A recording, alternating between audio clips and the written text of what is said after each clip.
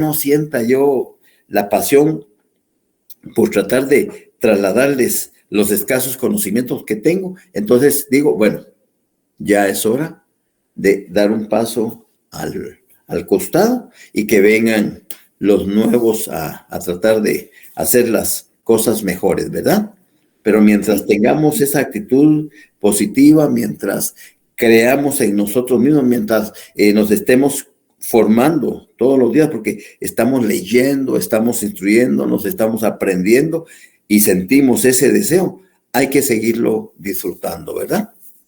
Sí, licenciado, tiene mucha razón. Pues ahí vamos, ¿verdad? Echándole ganas. Primero Dios, todo sale bien, ¿verdad? Pero sí, muchas gracias por sus Qué palabras bueno, de hoy. qué bueno. Y lo felicito también por su enseñanza, porque usted también tiene bastante paciencia con nosotros. No, pues la verdad es de que ustedes son los que tienen paciencia conmigo, ¿ya? Pero Sí, eh, también, ¿no? intento dar lo mejor que puedo, lo que sé, y bueno, ahí hay que seguir adelante. Estás así en esta carrera, ahorita vas aquí, el próximo año llegarás al quinto semestre, llegas a mitad y luego ya viene bajada. Pero esa bajada es bien difícil porque tenés que compresionar, porque vas a encontrar profesores y profesoras de distinto calibre y todo, pero si mantienes la disciplina, mantienes el orden, mantienes la constancia, mantienes el deseo de estar leyendo por lo menos 10 a 15 minutos diarios, eso te va a apoyar muchísimo a fortalecerte internamente y a creer en ti y a darte la fuerza suficiente para mantener el ritmo. Porque van a encontrar de toda clase de profesores. Como están ahorita, hay de toda clase de profesores, algunos pacientes, algunos intransigentes, algunos que ignorantes, algunos ineptos, algunos de todo. Pero conforme se va avanzando en la carrera, cada vez vamos entrando dentro de ese apretacanuto, híjole, ¿y qué estoy haciendo acá? Pero ahí están las leyes. Ahí están las leyes. Si no le entendía al profesor el tema, pues ahí está. Me voy a la doctrina, me voy al Google y voy a leer una media hora más para ver si logro entenderle en la próxima clase al profesor. Eso es lo que hay que hacer, no conformarse única y exclusivamente con lo que el profesor en el periodo de clase, que no da tiempo a decir nada, pues no se conformen con eso. Vayan un poquito más allá, ¿ya? Así es Sí, de que licenciado. buenas noches para todos y para todos. Me da mucho gusto saludarlos. Hoy iniciamos otra garantía constitucional que es la exhibición personal. Pero siempre hablando de lo que platicábamos con Madeleine, primero quiero pedirles disculpas porque no les pude subir la comprobación de lectura 4 porque no me llevé la laptop a la oficina y la tengo aquí en el escritorio. Y como la tengo en PDF, me cuesta pasar de PDF a Word y de Word a PDF. Entonces mañana temprano le voy a decir a mi hijo que me haga la campaña de hacerme el favor y se los hago llegar mañana. Siempre estamos dentro del mes de septiembre, así que no tengo ninguna preocupación. Lo segundo, lo que platicaba con Maidere. Hoy entramos a ver brevemente las garantías constitucionales, la exhibición personal, garantía constitucional. Este tema es muy breve, ya ustedes conocen mucho de ello. Yo pues me voy a limitar a lo esencial para su vida profesional, siempre pensando en su vida profesional, no en ganar el curso, que el curso ustedes ya lo tienen ganado, sino preparado para la vida, los tips que tienen que tener para su vida profesional. Entonces, como ya no vamos a tocar el amparo, quiero tenerles, sí, Madeline. Licenciado, perdone. Fíjese que subieron una foto o una imagen, no sé, de los parciales, pero dice que va a ser el 10 de el 10 de octubre. No sé si realmente va a ser así o siempre con el 5 de octubre. No, mija, no, mija, no sé quién haya subido eso, no, eso es desinformación. Los exámenes inician voy a ver el calendario en mi celular. No tengo exactamente los cursos en el orden, pero sí tengo las fechas. Los exámenes son miércoles 5, viernes 7, martes 11, jueves 13 y lunes 17. Ese es el calendario. ¿Qué cursos? El único que les puedo decir es que iniciamos nosotros el 5, miércoles 5, con Derecho Procesal Constitucional. ¿Ya? Así que, por favor, no hagan caso. Hoy hablé con la negrita y me decía que no había subido el calendario porque el decano todavía no lo había firmado. Me imagino que en el transcurso de la tarde lo va a firmar y entonces ya lo subirá mañana. Pero comenzamos el 5, 7, 11, 13 y 17. ¿De acuerdo? Muy bien. Gracias, licenciado. Muy bien. Pues la exhibición personal. Pero antes, solo quería que revisen su disco duro, para ver, al hacer el autoexamen, ustedes, yo solo voy a mencionar temas, y ustedes dirán, sí, lo conozco, sé. Eso es buena señal. El amparo se inicia con una demanda. El amparo hay que hacerlo por escrito. Hay que tomar en cuenta el artículo 5 de los principios procesales, el artículo 6, el impulso de oficio. Tienen que tomar en cuenta los elementos previos para un buen planteamiento del amparo, como es la definitividad procesal, la legitimidad y la temporalidad. Deben de saber que el amparista tiene la legitimación activa y la autoridad recurrida o impugnada la legitimación pasiva. Pero que por mandato legal también el Ministerio Público y el Procurador de los Derechos Humanos tienen legitimación activa. Hay una figura que se llama gestor judicial, el cual puede actuar en nombre de un pariente dentro de los grados de ley o cualquier persona. Es decir, cualquier pariente dentro de los grados de ley o un abogado sin acreditar la debida representación por razones de urgencia. También deben de recordar que el amparo es una garantía constitucional que tiene dos modalidades, una preventiva y una reparadora, y que no hay materia susceptible de amparo, y que el auto acordado 1/2013 va a hablar exclusivamente de lo que es la materia de amparo en cuanto a la competencia. Cómo se distribuye la competencia en materia de amparo en los distintos tribunales que existen en el país. Otra cosa importante es que al presentarse una petición de amparo, un memorial de amparo, un proceso de amparo, deben tener como base el artículo 21 de la ley de amparo y el artículo 10 del Acuerdo 1/2013. Ahí están los lineamientos que hay que cumplir para plantear un buen proceso de amparo. Deben tener claro que el amparo se puede abrir a prueba por un periodo improrrogable de 8 días, pero que también el tribunal tiene la facultad de relevar de la prueba a los sujetos procesales cuando no hayan hechos controvertidos. Y después de que le concede a la autoridad recurrida un término de 48 horas para que le haga llegar los antecedentes o el informe circunstanciado, a partir de ahí el tribunal tiene la obligación de otorgar o no el amparo provisional.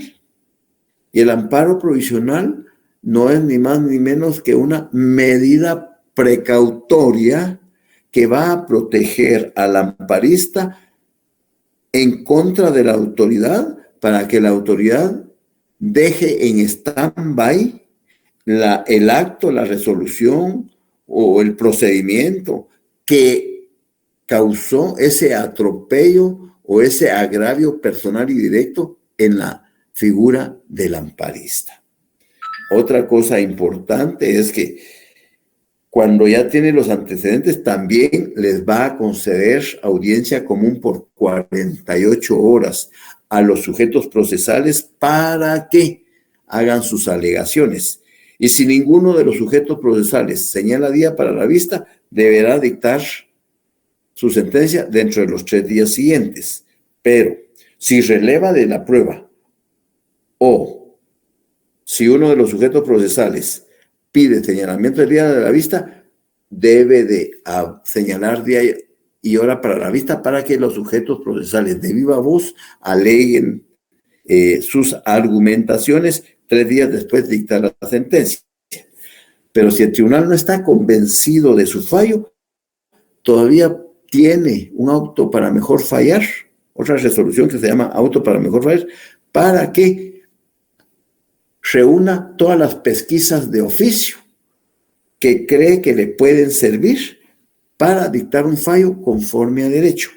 3 días después dicta la sentencia.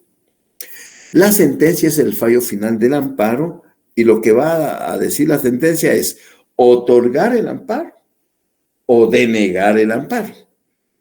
Y en cualquiera de las dos situaciones, la persona o el sujeto procesal que ha sido afectado con la sentencia, puesto que tiene el derecho de apelar, ya sea ante el mismo tribunal que pronunció la sentencia o directamente ante la Corte de Constitucionalidad. Deben de recordar también que todas las apelaciones en materia de amparo van a ser conocidas por la Corte de Constitucionalidad y que solo cuando es en única instancia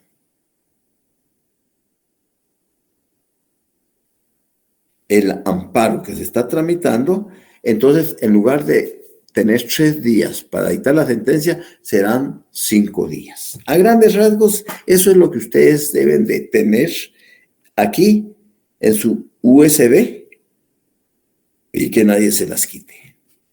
Ahora sí, aclarado eso, nos vamos entonces al artículo 263 de la Constitución que habla de la exhibición personal.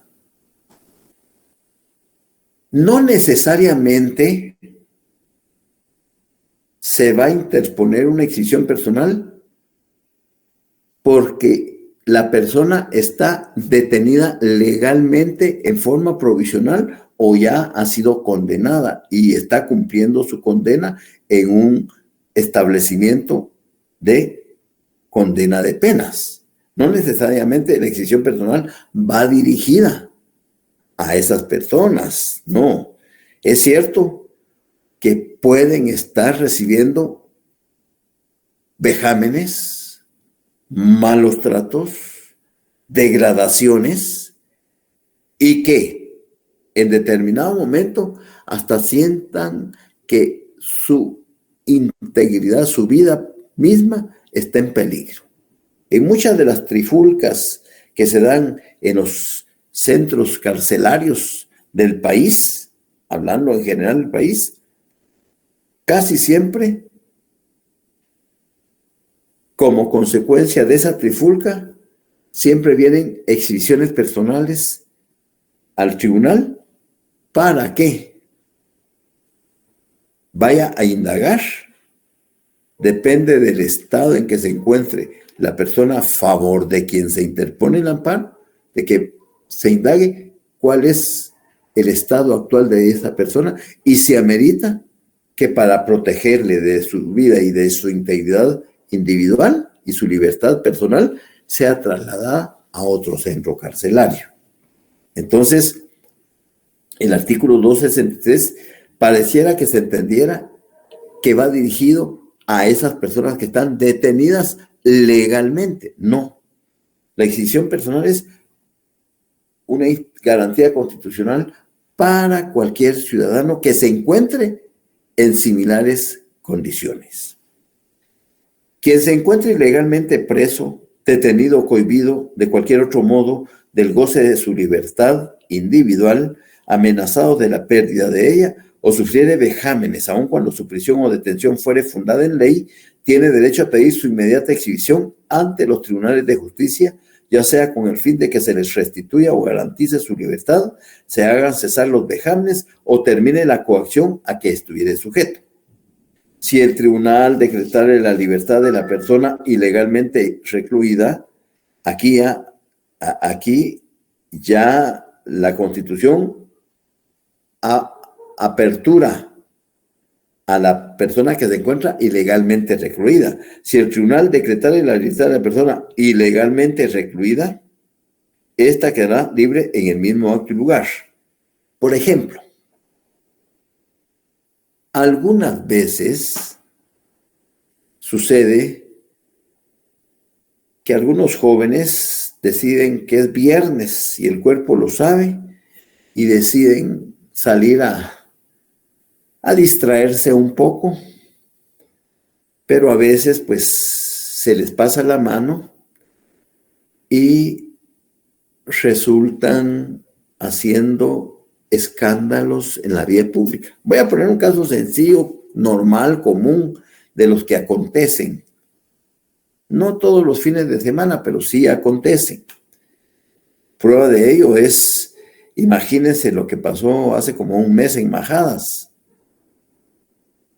Eso, ahí hubo realmente, si no homicidio, pues hasta se puede tipificar algunos agravantes, porque perdió la vida un joven, pues, ya en circunstancias aún no esclarecidas, y no se trata de ir a disfrutar a un lugar para que, es decir, a esos lugares regularmente hay dos personas fortachonas que parecen agentes de seguridad y que registran a todo aquella persona que va a ingresar o que tienen los aparatos esos para detectar si llevan o no armas. Eso es tremendo, pero en este caso unos patojos se pasaron de cervecitas y andan escandalizando en la vía pública.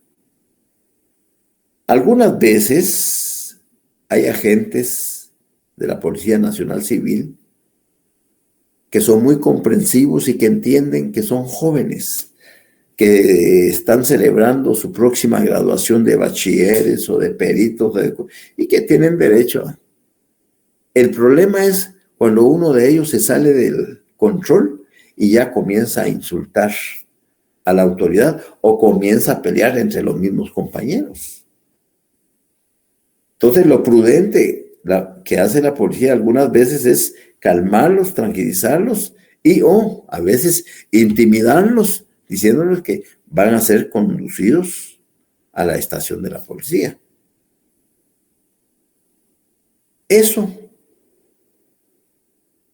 Esa provocación es un juego psicológico, que como el joven o los jóvenes están alterados, no están en su sano juicio. Y entonces comienzan a alterarse y caen en el juego. Mire, si ustedes siguen con esas actitudes, los vamos a tener que conducir Bueno, usted no sabe quién soy yo, que mi papá, que mi hermano, que mi tío, y comienzan, y luego se alteran, y al final, pero ¿qué pasa cuando están allá? Por supuesto, llaman a los familiares inmediatamente. Algunos buenos agentes intentan hablar con los familiares, decir, mire, pasó esto, y nosotros realmente lo que querían es que nos sigan escandalizando, pero se alteraron. Y bueno, y arreglan el asunto.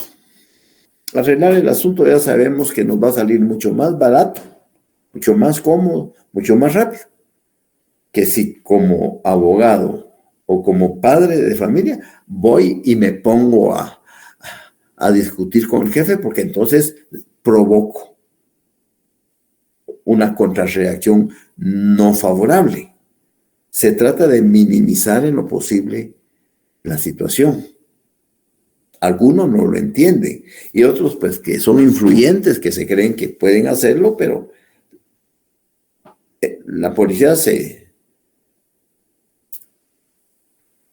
mantiene. Mire, ellos estaban alterando el orden público, faltaron el respeto a la autoridad. Así es de que nosotros los vamos a consignar. La Constitución nos indica en el artículo 6 que dentro del plazo de 6 horas debemos de consignarlo al juzgado de turno. Ya la situación se complica, porque ellos lo consignaron dentro del plazo de 6 horas, pero que vayan a ser escuchados, pueden pasar otras 6 horas. Claro, la ley dice que hay 24 horas más, ¿ya? Para poder escuchar la declaración. Y al final fueron capturados a las 2 de la mañana. No arreglaron nada en el separo policíaco con los familiares. A las 4 de la mañana ya iban a la carceleta. En lo que el juez escucha la declaración de los policías, la fiscalía de turno, que ya está haciendo la denuncia correspondiente y hacen todo eso. Primero el juez va a escuchar al ente investigador, que es a la fiscalía y a los agentes capturadores. A todo eso llega el otro día y es mediodía. ¿Ya? O sea, vean cómo fueron consignados dentro del plazo de 6 días. El artículo 6 de la Constitución dice detención legal. Ninguna persona puede ser detenida o presa sino por causa de delito o falta y en virtud de orden librada con apego a la ley por autoridad judicial competente. Aquí, según el Código Penal, en su libro tercero, es una falta. Es una falta. Si nos vamos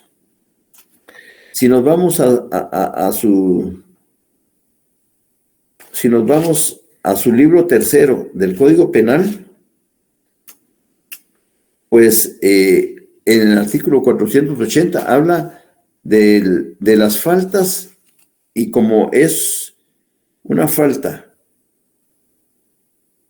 contra las buenas costumbres, por decirles algo, artículo 489, a guisa de ejemplo, será sancionado con arresto de 10 a 50 días. Quien en estado de ebriedad provoque escándalo o ponga en peligro o riesgo su seguridad propia o la de los demás. Bueno, le estoy leyendo solo el numeral 1. Si la embriaguez fuere habitual, el tribunal podrá aplicar la medida de seguridad que considere pertinente. Bueno, artículo 489. Pero eso se pudo haber evitado actuando sensatamente. De todos modos, la Constitución es clara, porque todo eso lo tienen que tener ustedes claro. Interrogatorio a detenidos o presos, artículo 9. Las autoridades judiciales son las únicas competentes en interrogar a los detenidos o presos. Esta diligencia, ¿qué tal, Federico Nicolás? Buenas noches. Qué gusto me da saludarte. Esta diligencia deberá practicarse dentro de un plazo que no exceda de 24 horas. Vean cómo se están respetando los plazos, pero se pudo haber solventado la situación de otra manera. ¿Es corrupción? Sí. De todos modos, en el tribunal les van a otorgar un beneficio. Hay que acompañar antecedentes penales y policíacos, certificación de que es estudiante universitario, relación, o sea, el abogado se tiene que mover en ese, hasta recibo de luz y recibo de esto y cartas de referencias, por tal de que les otorguen un arresto domiciliario. Pero para que les otorguen ese arresto domiciliario, muchas veces el juez también le impone una multa de 3,000, 4,000, 5,000 quetzales. Entonces, la policía respetó. Pero ¿qué pasa si detiene a esos jóvenes? Pasan las 6 horas dentro del separo policíaco y no son conducidos a las carceletas y puestos a disposición del Tribunal de Paz que está de turno. Ahí sí se está violentando ese derecho constitucional de enviar a la persona que fue capturada en flagrancia dentro de esas 6 horas y pasan 12, pasan 24 horas, ahí sí hay ya. Ahí sí procede una exhibición personal, porque no hay motivo alguno para que él no haya sido consignado a los tribunales dentro de las primeras 6 horas en que fue capturado. Y ahí hay abuso de poder por parte de la autoridad. Entonces, ojo que esta garantía de la exhibición personal está íntimamente relacionada con los artículos del, si ustedes quieren, del 6 hasta el 16. Esos artículos están íntimamente ligados a la exhibición personal. Les hago saber eso para que lo tengan presente. Uno nunca sabe y entonces todos tenemos a la disposición esta garantía constitucional, que una de las cuestiones más fáciles de la exhibición personal es que es antiformalista totalmente.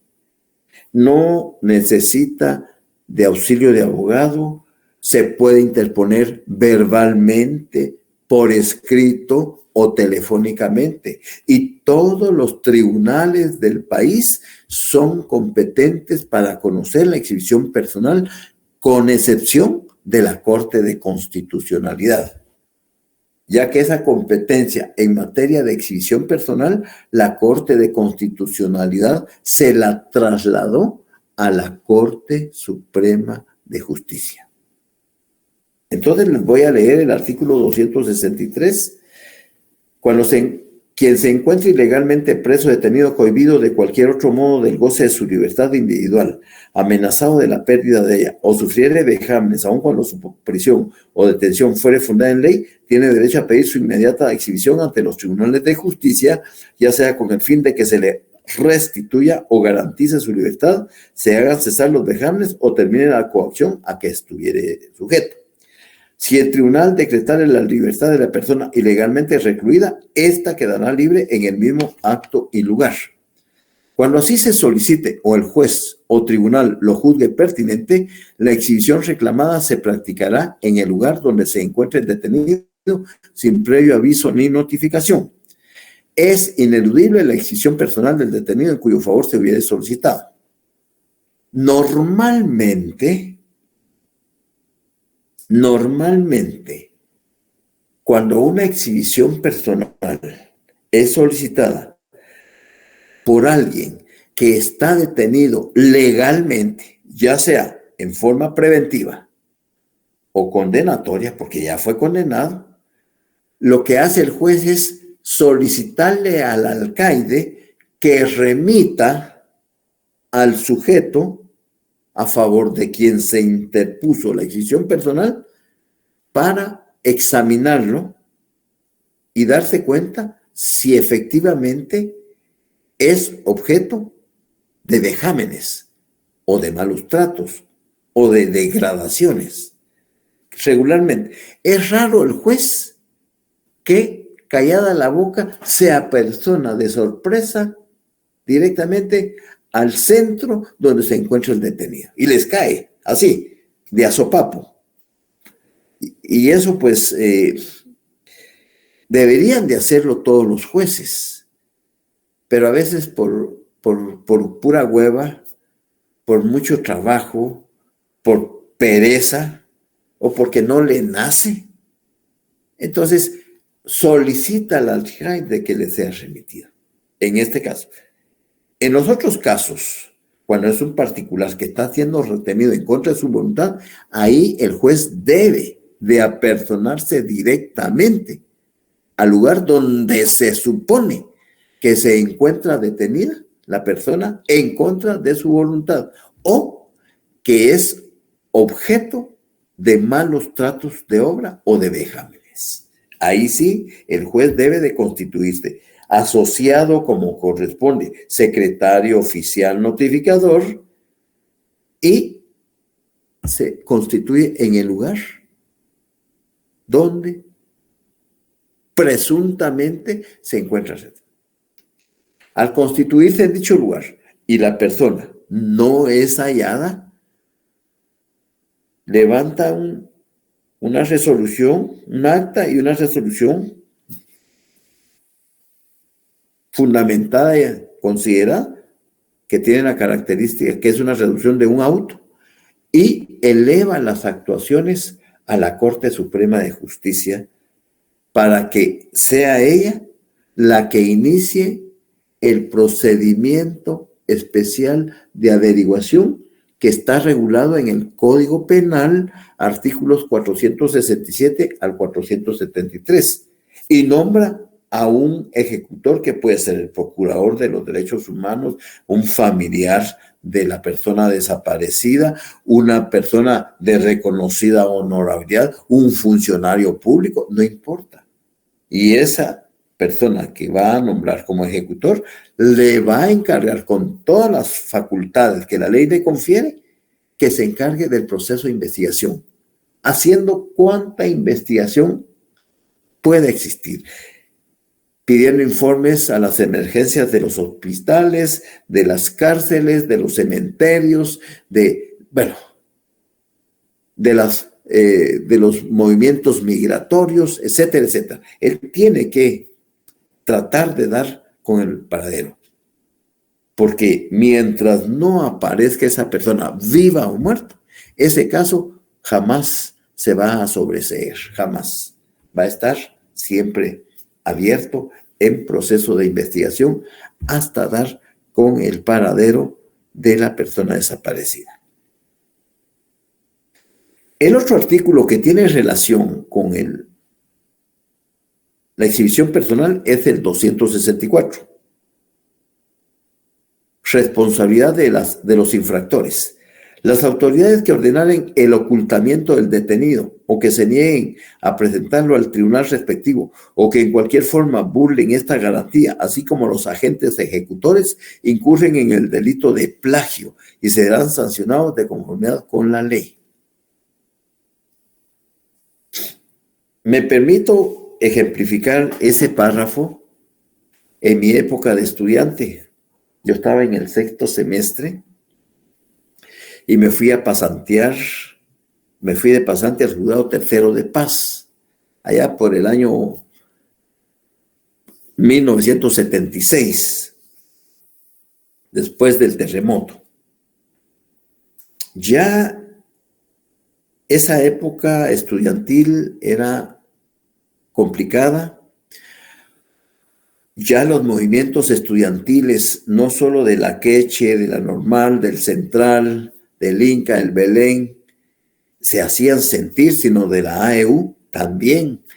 Y bueno, recuérdense que en esa época lo que teníamos eran gobiernos militares. ¿Cómo pueden operar para dar a conocer la decisión en un centro? Pero mejor usa tu micrófono y me expones el caso.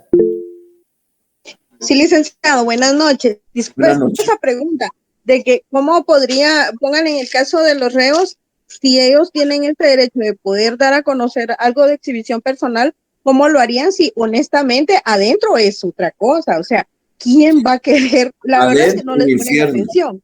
Gracias. Adentro es un infierno. Adentro es un Exactamente. submundo. Adentro es un inframundo. Pero si te das cuenta, también hay teléfonos celulares, ¿ya? Y él puede hacer una llamada a cualquier familiar, puede hacer una llamada a su abogado, patrocinante, puede hacer una llamada a cualquier amigo. Es más, si fuera aquí en el preventivo de la zona 18, ya existen 2 tribunales adentro del penal, precisamente de turno, las 24 horas. ¿Para qué? La autoridad inmediata es el alcaide y él es el responsable directo del comportamiento de la población carcelaria. Y llega directamente el afectado ante el alcalde, y si no, le paga este afectado a un guardia para que el mismo guardia que está dentro del mismo sistema o a otro compañero reo para que le hagan saber la necesidad de la exhibición personal al juez y que teme por su integridad personal y su vida. Y el juez inmediatamente se constituye porque ha pasado. Y ahí comienza la averiguación correspondiente y resulta que son estructuras criminales comandadas desde el alcaide, que él es el que nombra a los jefes de sector, que son también otros presos más antiguos y que tienen un poder, que son ellos, óigase bien, son los jefes, los grupos de sectores, los que ponen las condiciones de cómo se va a vivir dentro del sector asignado a cada uno de ellos. Sector 1, 2, 3, 4, y dependiendo del sector, ahí, si usted quiere no hacer talacha, desde que ingresa, la cuota es de 5,000 quetzales. Pero si la persona esta es primera vez que cae, no tiene recursos y comienza a llorar, bueno, dame el teléfono de tu mujer, de tu familia, de tus papás, y ellos mismos, así, los mismos encargados del sector, llaman y ellos, mire, y comienzan a hacer el estudio socioeconómico, hasta ese extremo, parece risa, pero es cierto. Hacen el estudio, bueno, ¿sabe qué? Mañana nos trae 2,000 quetzales para comenzar. Entonces, vamos esta semana a que no haga talacha, pero mañana nos traen 2,000 quetzales. Se los llevan los 2,000, bueno, usted quiere que esté cómodo en la cama, son 5,000 quetzales, una cama de cemento, y así, allá no se mueve nada si no hay dinero de por medio. Y todas las autoridades, agentes, policías del sistema penitenciario, el alcaide, y todas están involucrados en ese negocio. Eso ha sido de siempre, no de ahorita. Eso ha sido de toda la vida. ¿Ya? Entonces, una de las ventajas de la exhibición personal es que su informalidad y te das cuenta tú en tu trabajo, por decir algo, que una de tus compañeras o compañeros está siendo retenido en contra de su voluntad porque lo están acusando de X o Y. Tú perfectamente por teléfono puedes llamar al juzgado para que el juzgado de turno se constituya en ese lugar. Así fácil, sin necesidad de... Porque si sabes que esa persona o ese compañero está siendo retenido en contra de su voluntad.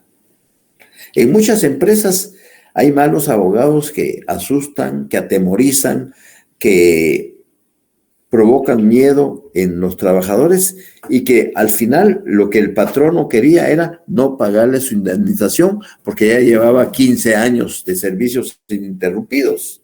Entonces era un platal.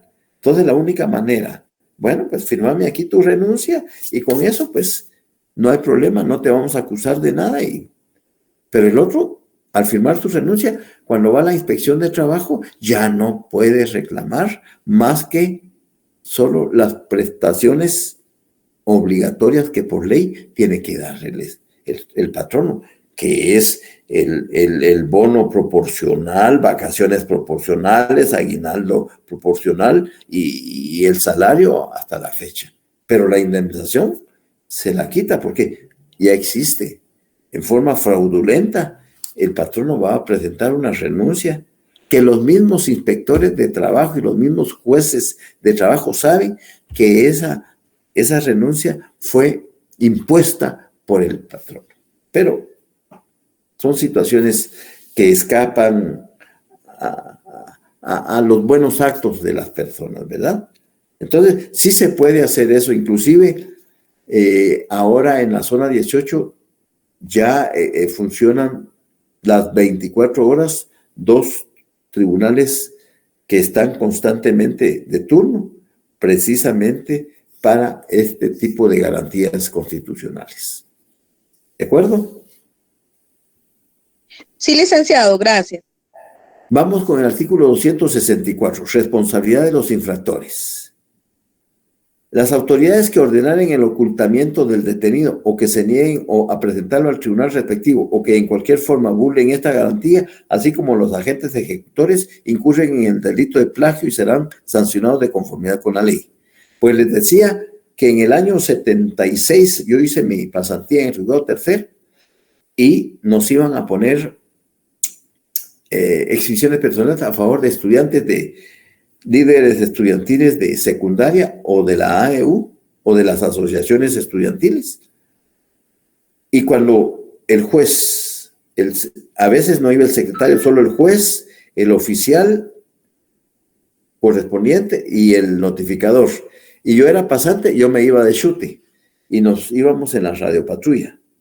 Pero cuando salíamos de ahí del edificio de las Torres Tribunales y tomábamos la 20 calle para tomar la sexta avenida A y topar en la 14 calle, donde ahora es el Ministerio de Gobernación, por decirles un ejemplo, porque eso lo vivíamos. Salíamos a las 10 de la mañana, por decir algo, ahí por la sexta avenida. En la 18 calle, en la iglesia del Calvario, había un señor de carreta que pelaba cocos, pero era paisano, pero era de la policía judicial. Y en ese entonces usaban sus walkie-talkie, porque no llegaban a más. Y él solo veía que pasaba el juez en la patrulla y le hablaba al de la 17 calle, que era un señor chiclero. ¿Quién se iba a imaginar que ese señor que vendía chicles y todo era un agente judicial? Mira, avisa que el juez va para la sede. Y el de la 17, otro paisano en la 16, otro, así. ¿Quién iba a saber que eran agentes, ya? Y así se iban hasta que llegaban. Y eran tan desafiantes porque algunos de ustedes logró estar en el tiempo donde existió la policía judicial. Solo de verles la cara daban miedo. solo de verles la cara uno temblaba. O sea, terrible, terrible. Entonces, con el walkie-talkie iban informando. Cuando llegábamos, nosotros nos abrían la gran reja. En ese entonces estaban las perreras, unas radiopatrullas como pick-up, pero con sedazos, techo y sedazos. Puros perros, así, puras perreras le llaman. Y a cargo de quién estaban esas perreras eran del Comando 6. Y entonces, sobre la séptima avenida del edificio de la policía, del Ministerio de Gobernación, hay unas grandes puertas enormes. Entrando nosotros aquí y ellos nos daban chance para que los viéramos que iban saliendo. 2 o 3 perreras con gente adentro. Por supuesto, cuando nosotros llegábamos a la sede de la Policía Judicial, no había nada, buscábamos los baños, en los cuartos, en los dormitorios, nunca encontramos a nadie. Y siempre los estudiantes se desaparecían. Lamentablemente fue una época terrible, se sigue dando, no con tanta intensidad, pero se sigue dando, era doloroso. Pero quiero que le pongan atención a este segundo párrafo del artículo 264 de la Constitución. Si como resultado de las diligencias practicadas no se localiza a la persona a cuyo favor se interpuso la exhibición, el tribunal de oficio ordenará inmediatamente la pesquisa de oficio hasta su total esclarecimiento. Pregunto, si ustedes fueran abogados en este momento o fueran jueces en este momento, ¿cómo le denominan a esa pesquisa de oficio? Vuelvo a leerlas.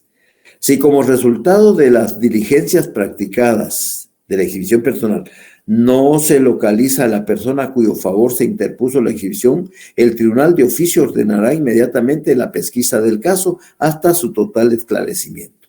¿Cómo le llamarían a eso ustedes?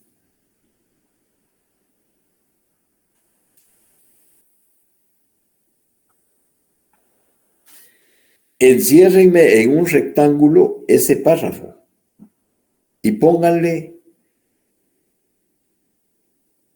procedimiento especial de averiguación. Así es, Alex Romario. Procedimiento especial de averiguación. Y si no le quieren poner el procedimiento especial de averiguación, pónganle ver hartos 467 al 473 del CPP, Código Procesal Penal, que es lo mismo del procedimiento especial de averiguación.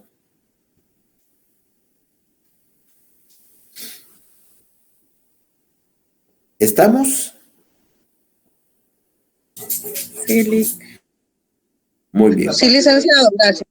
Muy bien. Bueno, los dejo ahí para terminar el lunes con la ley de amparo. Recuérdense que la exhibición personal está regulada del artículo 82 al 113 de la ley de amparo. Que tengan una feliz noche y nos vemos el lunes si Dios nos presta la vida. Gracias, licenciado. Feliz noche. Buenas noches, licenciado. Gracias. Feliz noche, Lic. Melisa está levantando la mano. A ver qué dice Melisa. Buenas noches, licenciado. Disculpe, yo tengo una duda. No tiene que ver con el tema que acaba de explicar, pero la duda es si a una persona sindicada de violencia intrafamiliar no la captura en flagrancia y tiene una denuncia solamente con el testimonio de la esposa, entonces, ¿qué le conviene más? ¿Declararse culpable o sostener su testimonio de que es inocente? Bueno, aquí tocaste algo complicado. La violencia intrafamiliar, la ley de femicidios, es una de las peores leyes que el organismo legislativo pudo haber creado. Porque lo que hicieron fue importarla de un país sudamericano. Buenas noches, Ángela. Y imponerla acá en Guatemala por esos famosos derechos humanos. El problema es que si ya hay una denuncia de violencia intrafamiliar y ya un tribunal competente conoce de esa denuncia, ese cuate está frito. Está frito porque al final va a salir condenado lamentablemente. Así le haya sacado solo la lengua a la mujer. No digamos que la haya maltratado físicamente. Olvídate. Fácil, le esperan 8 años de cárcel. Y nuestros jueces de femicidios les encanta ser carceleros. Entonces, en nuestro medio, y lo digo con todo respeto, en muchos hogares, un alto porcentaje de hogares, son las mujeres las maltratadoras. Óigase bien, son las mujeres las maltratadoras que, aferrándose a esa famosa ley, se atienen que, como para los jueces en la ley de femicidios, la única víctima es la mujer. La mujer le puede pasar el carro encima al hombre y lo puede partir en 10 pedazos. Y él en el hospital, partido en 10 pedazos, pero no tiene la calidad de víctima. La víctima siempre va a ser la mujer. ¿Qué hizo esa ley? Venir a separar, a desintegrar familias. Hay muchos hombres en la zona 18 que, por haberle sacado la lengua a la mujer, están sufriendo una pena de 8 años, de 10 años de prisión. Y que la mujer no hay desestimiento. Ahí no funciona el desestimiento. Ahí hay que pensarlo a la hora de poner una denuncia en contra del marido, porque esto va en serio. Y los jueces de femicidio no le atinan. Entonces, en este caso habría que ver cuál es la situación, pero no hay medidas sustitutivas para un maltratador. No hay medidas sustitutivas. Lo que vino a hacer esa ley fue desintegrar familias, lamentablemente. ¿Y qué pasa? Los hijos pues agarran distintos caminos, la mujer se consigue otro y se volvió esto un merengue. Así de fácil. ¿Ya? Esto no tiene nada que ver con la exhibición personal.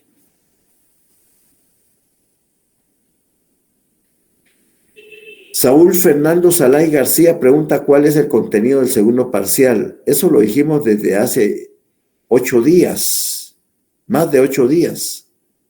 Pero sin embargo te lo voy a indicar, puede ser que no te hayas conectado. Entra de la comprobación de lectura número 2, la pregunta 51 a la 75.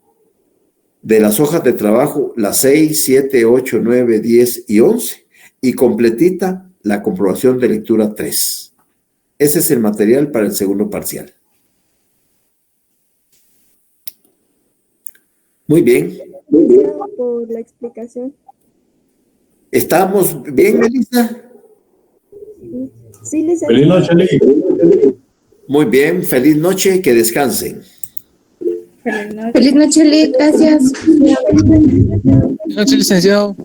En el caso de los que los asignaron tarde, que los asignaron tarde, ¿cuándo? Hoy.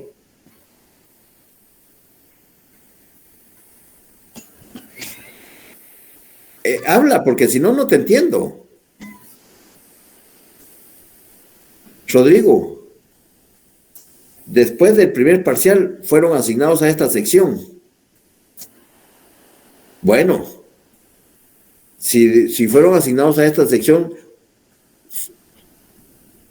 sí tuvieron primeros parciales en otra sección.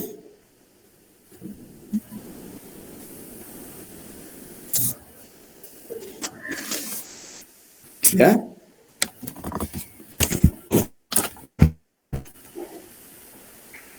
Tienes que exponer tu caso porque si no, no puedo adivinarlo.